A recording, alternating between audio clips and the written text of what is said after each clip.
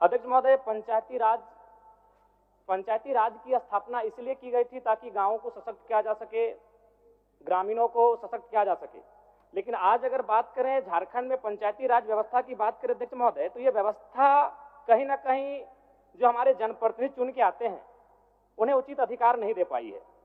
संविधान की धारा 243 के प्रावधान के अनुसार 11वीं अनुसूची में सूचीबद्ध 29 विषयों का अधिकार पंचायतों को देना है, लेकिन झारखंड में इन 29 विषयों पर त्रिस्तरीय पंचायती राज व्यवस्था जनप्रतिनिधियों के अधिकार से बहुत दूर रखा गया है। हमारा राज्य संविधान से ऊपर नहीं अध्यक्ष महोदय। अतः मैं आपके माध्यम से सरकार से मांग करता हूं कि जो संविधान अनुसूची 11 में 29 विषय पंचायती राज संस्थाओं को प्रदान किए गए हैं उन्हें पंचायत को मिलना चाहिए। अध्यक्ष महोदय, अगर जलवायु परिवर्तन की बात कहें तो बड़ा चिंताजनक विषय है। ये कहानी जादूगोड़ा की है। यह हमें लगता है अब वह धीरे धीरे विश्व स्तरीय मामला बनने जा रहा है, इसलिए इस मामले को जरा गंभीरता पूर्वक लेने की आवश्यकता है।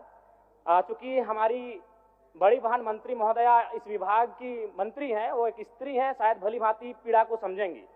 एक सर्वे की रिपोर्ट कहती है कि जादूगोड़ा के लगभग 1 दर्जन गांवों का सर्वे किया गया है। वो सर्वे की रिपोर्ट कहती है कि 47% महिलाएं मां बनने की क्रिया की इच्छा जागृत नहीं कर पाती है।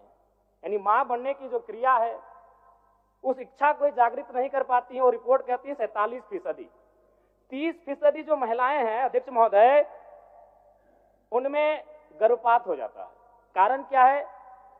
ये सबको मालूम है, यूरेनियम का खनन और उसके रेडिएशन से जो प्रभाव पड़ता है, कहीं ना कहीं जादूगोड़ा के जो जीवन है उसे अस्त व्यस्त करके रखा गया अध्यक्ष महोदय। और अध्यक्ष महोदय, ये थोड़ा सा अब शर्म कीजिए या हंसिए या अपने दुर्भाग्य को कोसिए, एक बड़ा विचित्र विषय सामने आता है अध्यक्ष महोदय। जादूगोड़ा की यूरेनियम खानों से निकाला जाने वाला प्रारंभिक ईंधन, जिसे येलो केक भी कहा जाता है, परिशोधन के लिए हैदराबाद स्थित ईंधन प्रक्रिया केंद्र भेजा जाता है, जहां यूरेनियम की छड़ें बनने के बाद शेष रेडियो एक्टिव कचरे को पुनः 1500 किलोमीटर दूर लाकर जादूगोड़ा के गांव में बिखेर दिया जाता है। अध्यक्ष महोदय, ये तो वही हुआ ना कि आप रांची से जाकर धनबाद में केला खरीदें, केला को लाकर रांची में खाएं और फिर छिलका आप धनबाद को सौंप दिए। कारण क्या है? ये बहुत गंभीर विषय है। अगर इन विषयों पर हम लोग चर्चा नहीं करेंगे और उन विषयों का समाधान नहीं करेंगे अध्यक्ष महोदय, तो हमारे हिसाब से बहुत ही दुर्भाग्य का विषय अध्यक्ष महोदय। अतः मैं आपके माध्यम से सरकार को ये कहना चाहूंगा कि जादूगोड़ा का जो विषय है अत्यंत ज्वलंत विषय है। इसके निराकरण की दिशा में सदन को, सरकार को बढ़ने की आवश्यकता है। मनरेगा में अभी केंद्र सरकार के माध्यम से 245 रुपए मानव दिवस है और झारखंड सरकार उसमें 27 रुपए एक्स्ट्रा दे रही है, यानी 272।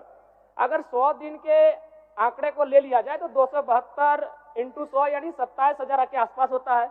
अगर उसे फिर हम लोग 12 महीने होते हैं, अगर 12 महीने से डिवाइड करेंगे तो 2000 से ज्यादा उसका महीने का इनकम होता है। इससे क्या होता है कि नरेगा का काम लोग करना नहीं चाहते हैं। तो जब नरेगा का काम करना नहीं चाहते हैं, यही करप्शन सृजन होता है। क्या करते हैं? वह जेसीबी के माध्यम से काम कराते हैं, फर्जी तरीके से लेबर का रजिस्ट्रेशन करते हैं और यहीं से एक लूप होल मिल जाता है जिनको करप्शन करना होता है। इसलिए मैं ये मांग करूंगा कि जो मनरेगा का विषय है और मजदूरों का जो न्यूनतम दर है उसे कम से कम एक अकुशल मजदूर का आज के डेट में लगभग 400 से ज्यादा उनका दर है अध्यक्ष महोदय। तो अगर उस दिशा में अगर मनरेगा की योजना को लेकर हम आगे बढ़ेंगे तो शायद मजदूरों के साथ एक न्याय हो पाएगा। धन्यवाद अध्यक्ष महोदय। धन्यवाद अध्यक्ष महोदय। सरकार ने ग्रामीण विकास के लिए 9,841 करोड़, ग्रामीण कार्य के लिए 4,776 करोड़, पंचायती राज के लिए 2,144 करोड़ और वन पर्यावरण विभाग के लिए 1,381 करोड़ की मांग रखी है।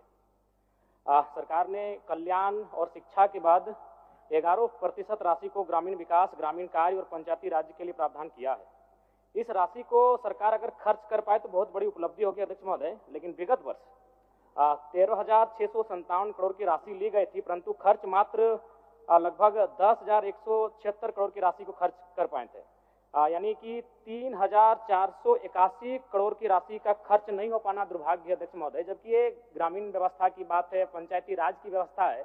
ग्रामीण यानी गांव, और गांव तभी सशक्त होंगे जब उनका जो हिस्से की राशि है वह 100% खर्च हो पाए। बीते वर्ष देश की प्रति व्यक्ति आय 2,28,000 रुपए थी अध्यक्ष महोदय। गोवा में सर्वाधिक 4,61,000 रुपए, वहीं हमारे झारखंड में मात्र 68,612 रुपए थी, जो कि चिंताजनक है। अध्यक्ष महोदय, भारत की आत्मा गांव बस्ती है। ग्रामीण विकास को मापने के लिए प्रति व्यक्ति आय एक अच्छा पैमाना है। जब झारखंड राज्य को अलग किया गया था उस समय हम लोग प्रति व्यक्ति आय में 26वें स्थान पर थे, और बड़ी दुर्भाग्य का बात है आज भी हम लोग 26वें स्थान पर बरकरार है। अध्यक्ष महोदय, अबुआ आवास योजना के तहत 6,01,135 निर्माण को स्वीकृति दी गई है। इसके लिए सराहनीय पहल है, लेकिन मैं बताना चाहूंगा अब तक 19,685 कार्य ही पूर्ण दिखाए गए हैं। अगर इसी गति से अगर काम होगा अध्यक्ष महोदय तो हमें लगता है 25 साल का समय लगेगा, जो कि एक चिंताजनक विषय है। अध्यक्ष महोदय, पंचायती राज की स्थापना इसलिए की गई थी ताकि गांवों को सशक्त किया जा सके, ग्रामीणों को सशक्त किया जा सके। लेकिन आज अगर बात करें झारखंड में पंचायती राज व्यवस्था की बात करें अध्यक्ष महोदय, तो ये व्यवस्था कहीं ना कहीं जो हमारे जनप्रतिनिधि चुन के आते हैं उन्हें उचित अधिकार नहीं दे पाई है।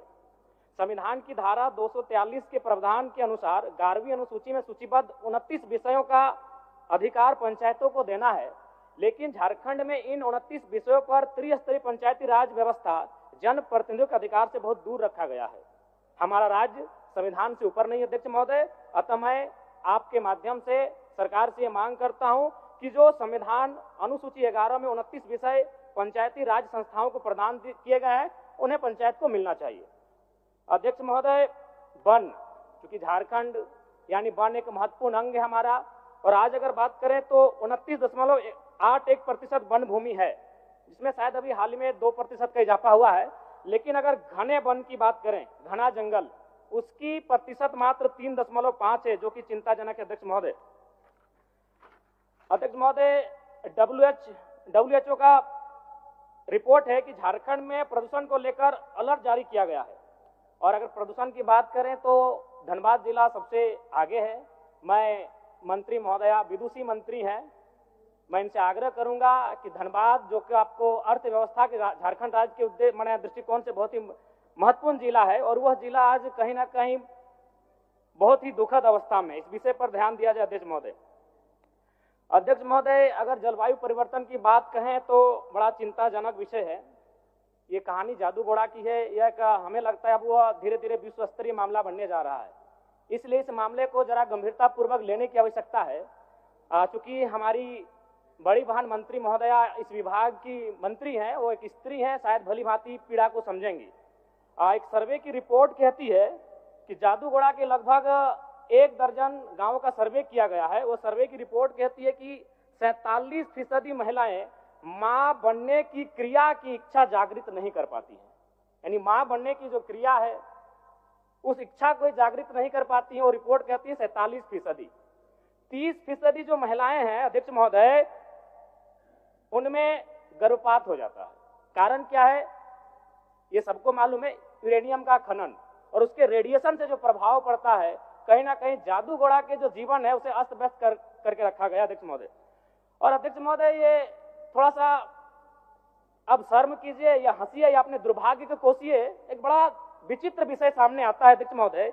जादू घोड़ा की यूरेनियम खानों से निकाला जाने वाला प्रारंभिक ईंधन, जिसे येलो केक भी कहा जाता है, परिशोधन के लिए हैदराबाद स्थित ईंधन प्रक्रिया केंद्र भेजा जाता है, जहां यूरेनियम की छड़ें बनने के बाद शेष रेडियो एक्टिव कचरे को पुनः 1500 किलोमीटर दूर लाकर जादू घोड़ा के गांव में बिखेर दिया जाता है। अध्यक्ष महोदय, ये तो वही हुआ ना कि आप रांची से जाकर धनबाद में केला खरीदें, केला को लाकर रांची में खाएं और फिर छिलका आप धनबाद को सौंप दिए। कारण क्या है? ये बहुत गंभीर विषय है। अगर इन विषयों पर हम लोग चर्चा नहीं करेंगे और उन विषयों का समाधान नहीं करेंगे अध्यक्ष महोदय, तो हमारे हिसाब से बहुत ही दुर्भाग्य का विषय अध्यक्ष महोदय। अतः मैं आपके माध्यम से सरकार को ये कहना चाहूंगा कि जादू घोड़ा का जो विषय है अत्यंत ज्वलंत विषय है, इसके निराकरण की दिशा में सदन को, सरकार को बढ़ने की आवश्यकता है। मनरेगा, क्योंकि एक माननीय सदस्य एक और मौका मिलेगा, और मौका 30 सेकंड मनरेगा बोल दे, 30 सेकंड दे दीजिए ना। मनरेगा में अभी केंद्र सरकार के माध्यम से 245 रुपए मानव दिवस है, और झारखंड सरकार उसमें 27 रुपये एक्स्ट्रा दे रही है, यानी 272। अगर 100 दिन के आंकड़े को ले लिया जाए तो 272 इंटू 100 यानी 27,000 के आसपास होता है। अगर उसे फिर हम लोग 12 महीने होते हैं, अगर 12 महीने से डिवाइड करेंगे तो 2,000 से ज्यादा उसका महीने का इनकम होता है। इससे क्या होता है कि नरेगा का काम लोग करना नहीं चाहते हैं, तो जब नरेगा का काम करना नहीं चाहते हैं, यही करप्शन सृजन होता है। क्या करते हैं, वह जेसीबी के माध्यम से काम कराते हैं, फर्जी तरीके से लेबर का रजिस्ट्रेशन करते हैं और यहीं से एक लूप होल मिल जाता है जिनको करप्शन करना होता है। इसलिए मैं ये मांग करूंगा कि जो मनरेगा का विषय है और मजदूरों का जो न्यूनतम दर है उसे कम से कम एक अकुशल मजदूर का आज के डेट में लगभग 400 से ज्यादा उनका दर है अध्यक्ष महोदय। तो अगर उस दिशा में अगर मनरेगा की योजना को लेकर हम आगे बढ़ेंगे तो शायद मजदूरों के साथ एक न्याय हो पाएगा। धन्यवाद अध्यक्ष महोदय।